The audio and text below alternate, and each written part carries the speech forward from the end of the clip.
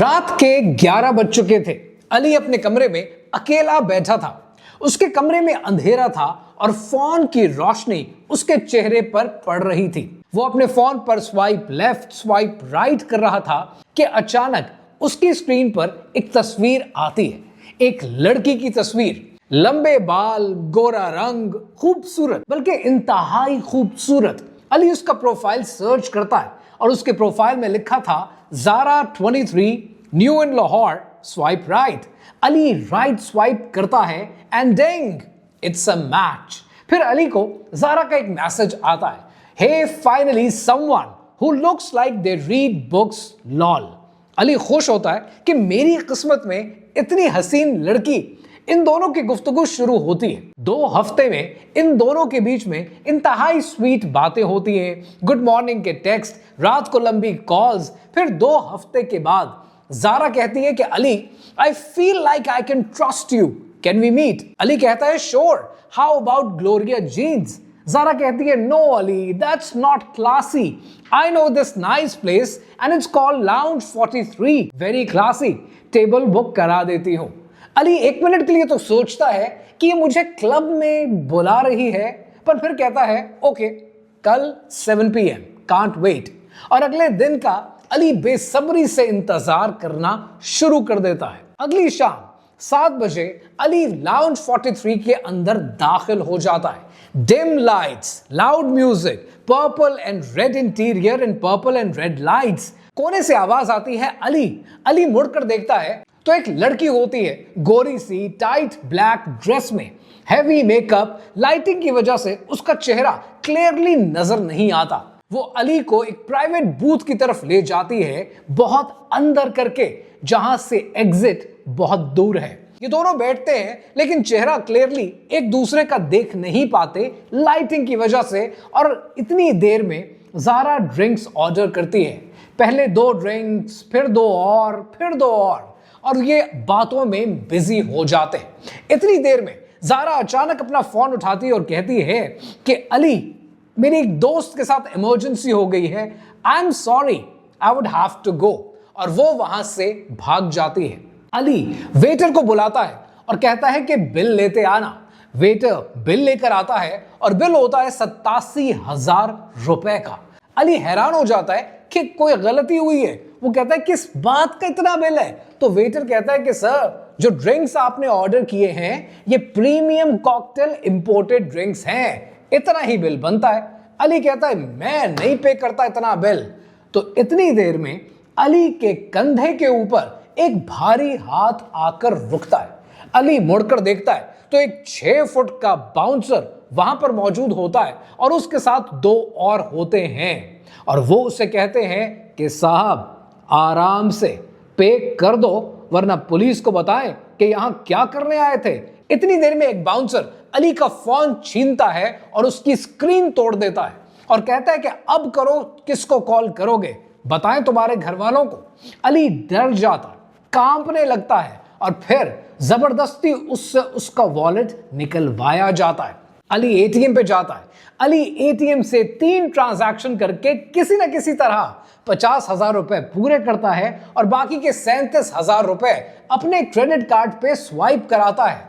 और जाते हुए इस लाउंज 43 का स्टाफ उसे कहता है कि अगर पुलिस को बताया तो तुम्हारी वीडियो भी और तुम्हारी सीसीटीवी भी सब मौजूद है।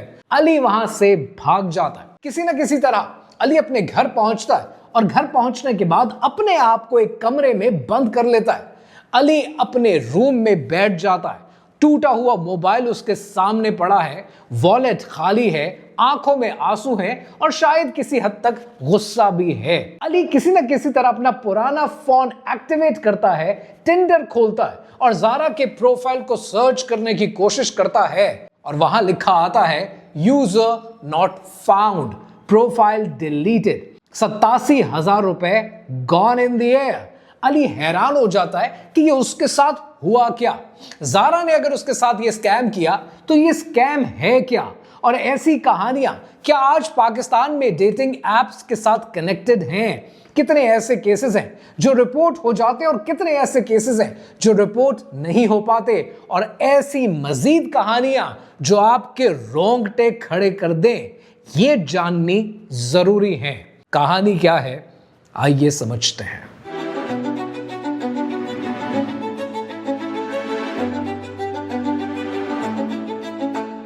इस वीडियो के शुरू में जो कहानी मैंने अली और जारा की आपको सुनाई है, ये कहानी सिर्फ अली की कहानी नहीं है, ये कहानी साद की भी कहानी है जो MM आलम रोड पर 92,000 रुपए लुटा बैठा।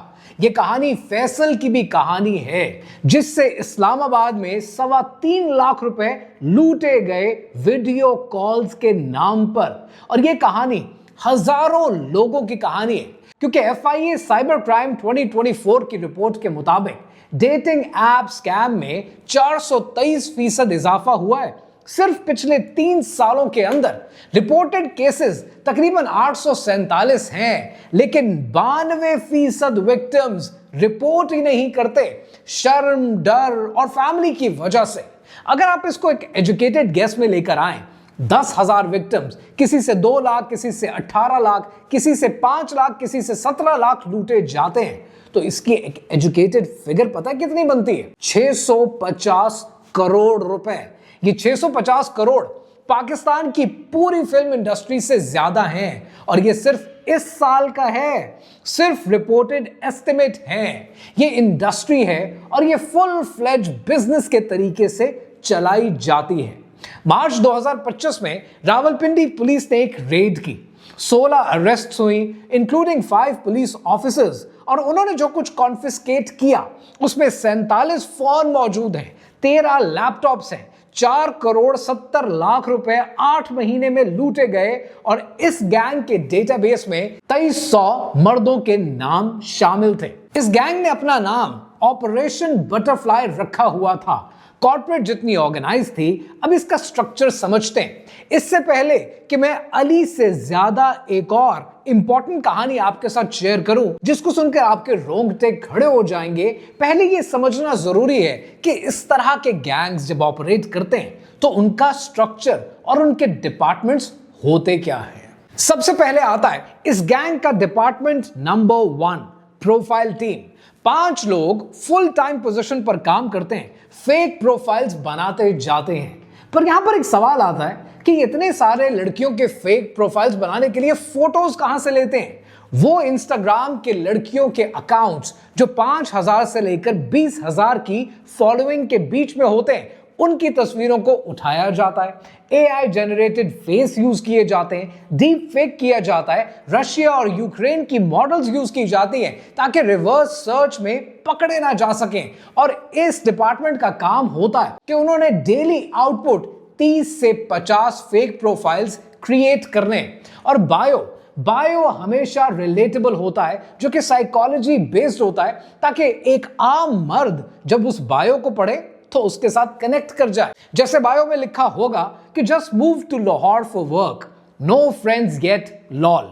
अब ये बात कह के उसने मर्द के अंदर लोनलीनेस का सिग्नल ट्रिगर कर दिया कि ये लड़की लोनली है। या बायो में लिखा होगा डिवोर्स्ड एट 23 स्टार्टिंग फ्रेश। अब यहां से मर्द के अंदर वल्नरेबिलिटी को ट्रिगर कर दिया गया।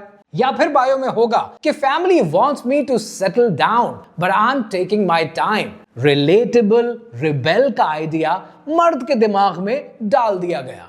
UC बर्कली की रिसर्च कहती है कि प्रोफाइल्स कि जिसके अंदर फ्लॉज होते हैं वो 34% ज्यादा एंगेजमेंट हासिल करती हैं। और फिर इस गैंग का डिपार्टमेंट नंबर 2 आता है, विच इज चैट स्पेशलिस्ट। 8 लोग 12 घंटे की शिफ्ट में काम करते हैं और हर बंदा 15 से 20 कॉन्वर्सेशंस को मैनेज करता है। और पैटर्न इनका फिक्स है, और ये पैटर्न बड़ा इंटरेस्टिंग है। डे 1 से लेकर डे 3 तक लाइट फ्लर्टिंग करनी है, फनी रहना है, रिलेटेबल रहना है। यानी कहना है कि जैसे haha I hate this app too but you seem different. मर्द वहीं पर था मर जाता है जब उसको कोई कह दे और लड़की कह दे कि यू सीम डिफरेंट, उसको लगता है कि वो शाहरुख खान बन गया। फिर डे 4 से लेकर डे 7 तक इमोशनल वल्नरेबिलिटी यूज की जाती है। I don't usually open up but I feel safe with you. मर्द को एक और ट्रिगर हो गया, मर्द को लगा एक औरत मेरे साथ सेफ है, वो तो 7वें आसमान पर पहुंच जाता है। फिर डे 8 आता है और डे 8 से लेकर डे 12 तक डिपेंडेंसी बिल्टअप की जाती है। और उसका तरीका क्या होता है? गुड मॉर्निंग के टेक्स्ट, गुड मॉर्निंग के मैसेजेस, सारा दिन मैसेजेस, इमोशनल कनेक्शन बनाया जाता है। हार्वर्ड की रिसर्च कहती है कि 8 से 12 दिन के अंदर इमोशनल अटैचमेंट फॉर्म हो जाती है और फिर आखिरकार वो दिन आता है विच इज टेक्निकली डे 14, 14वां दिन। और फिर 14वें दिन जो चांदनी चढ़ती है उसको अंग्रेजी में द ट्रैप कहते हैं। I really want to meet you, no regular cafe, somewhere nice. और उसके बाद इस गैंग का डिपार्टमेंट नंबर 3 आता है which is called the location. 12 partner clubs हैं जो लाहौर में, कराची में और इस्लामाबाद में ऑपरेट करते हैं। और ये क्लब्स ज्यादातर इन गैंग्स के साथ पार्टनरशिप पे चलते हैं। और पार्टनरशिप का मॉडल ये होता है कि 40% रखेगा क्लब और 60% गैंग को दिए जाएंगे। इसीलिए आप ये देखेंगे कि इस तरह के क्लब्स का जो इंटीरियर होता है वो बड़ा स्कैम ओरिएंटेड होता है। लाउड म्यूजिक ताकि आप सोच ना सकें, डिम लाइट्स ताकि चेहरा क्लियर ना हो, प्राइवेट बूथ ताकि आइसोलेशन रहे, शोर ना हो, नो मेन्यू प्राइसिंग, मेन्यू के अंदर कोई कीमत ही नहीं लिखी होती। और इस सारी कार्रवाई में जो स्टाफ होता है वो पूरी कार्रवाई में कंप्लिसिट होता है। फिर सवाल यह है कि ये बिल जनरेट कैसे होता है? 8,500 रुपए का एक कॉकटेल मल्टीप्लाई बाय 10 तो 85,000 रुपए हो गए। और चूंकि मेन्यू के अंदर प्राइस लिखी नहीं है तो जो लड़की मिलने के लिए आती है, वो जो हनी ट्रैप करती है, ये उसके ऊपर डिपेंडेंट होता है कि उसको समझ में आ जाए कि अली है या अली की जगह कोई और है, वो कितने पैसे दे सकता है। And based on that pricing set की जाती है कि इस गरीब आदमी से 87,000 रुपए लेने हैं या 3 लाख रुपए लेने हैं, क्योंकि ट्रैप तो उनका कामयाब हो ही जाएगा। पर आपको क्या लगता है, ड्रिंक्स के नाम पर मर्दों को लूटना यही वाहिद स्कैम है? हरगिज नहीं।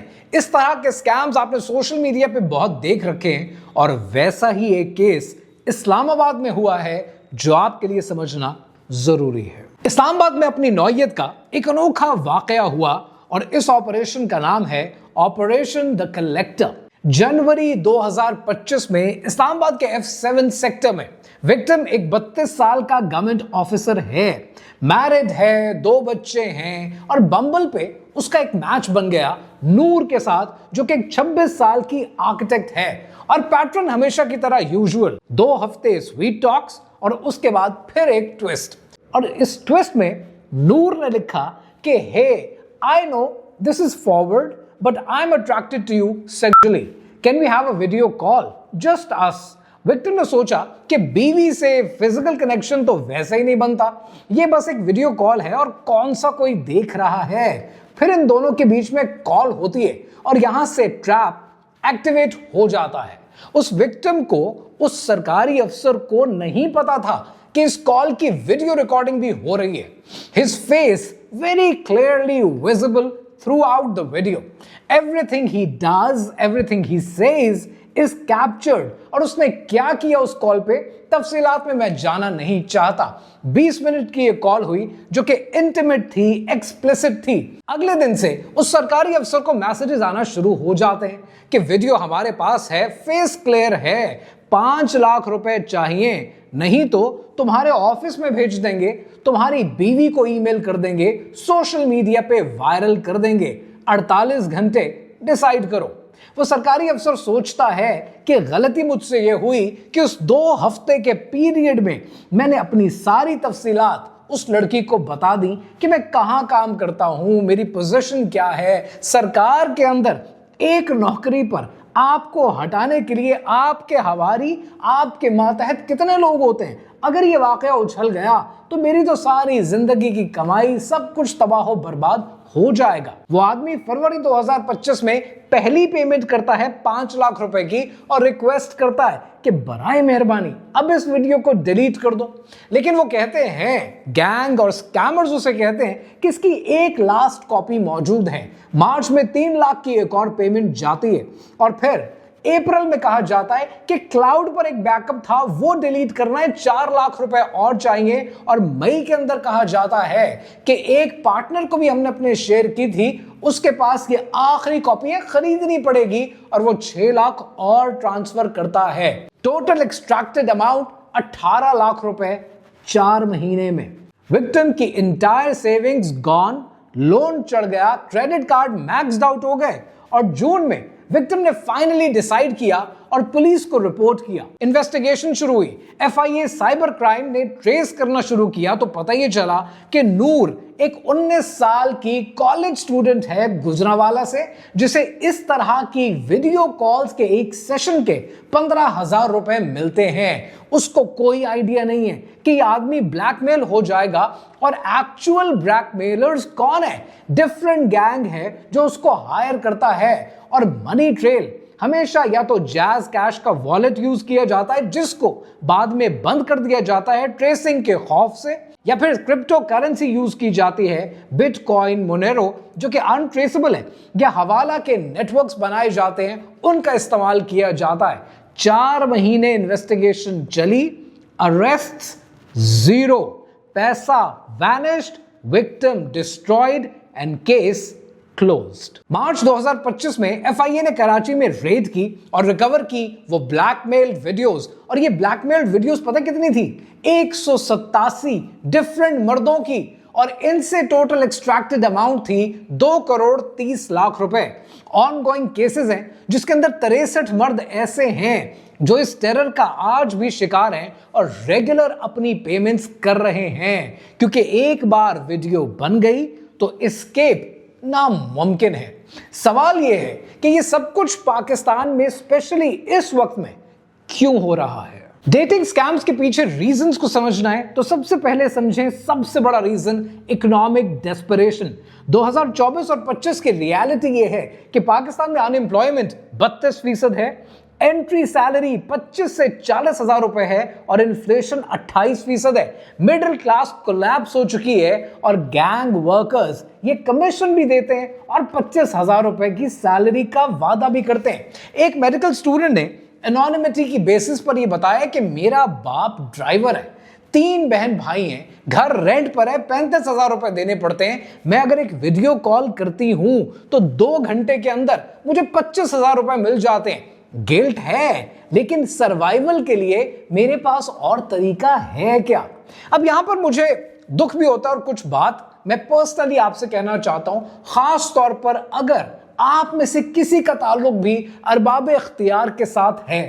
कभी वो लोग जिनको कुर्सी नसीब होती है, कभी वो बैठकर ये सोचते हैं कि उनकी गलत पॉलिसीज जो उन्होंने अपनी कम फहमी की वजह से, अपनी लैक ऑफ एजुकेशन या लैक ऑफ अवेयरनेस की वजह से बनाई हैं या इंटरनेशनल प्रेशर में आकर बनाई होती हैं, कभी वो ये सोचते हैं कि उनकी गलत पॉलिसी का खुमियाजा किसे कब कहां अपनी इज्जत के नाम पर भुगतना पड़ेगा।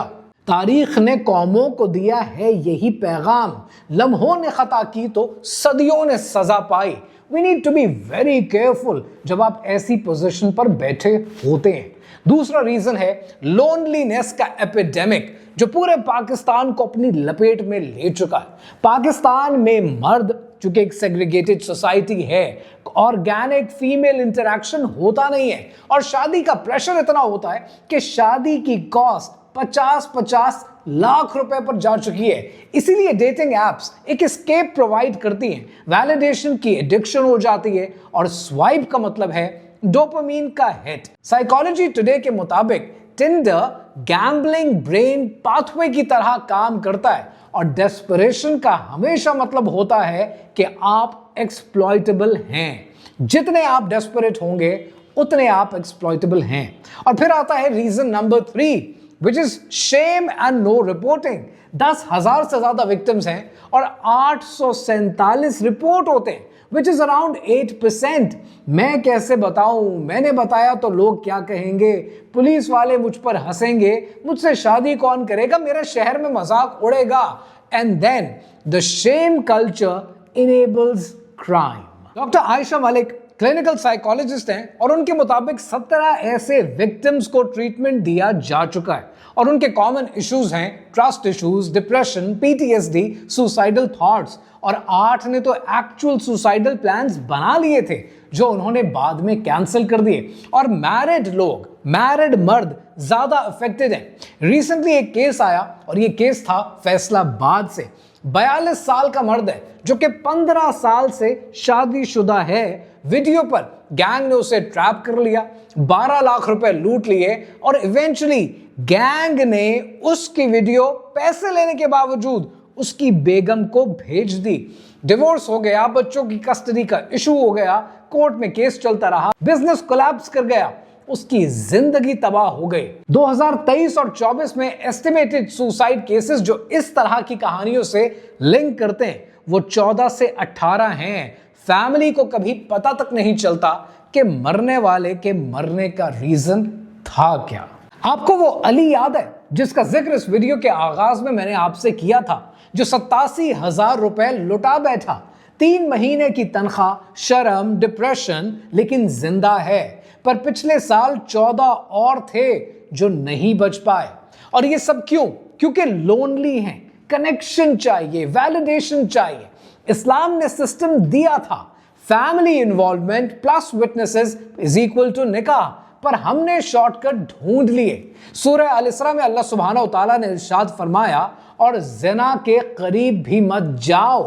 हम चाहते हैं कि हमें वेस्टर्न फ्रीडम मिले विदाउट वेस्टर्न लीगल प्रोटेक्शन।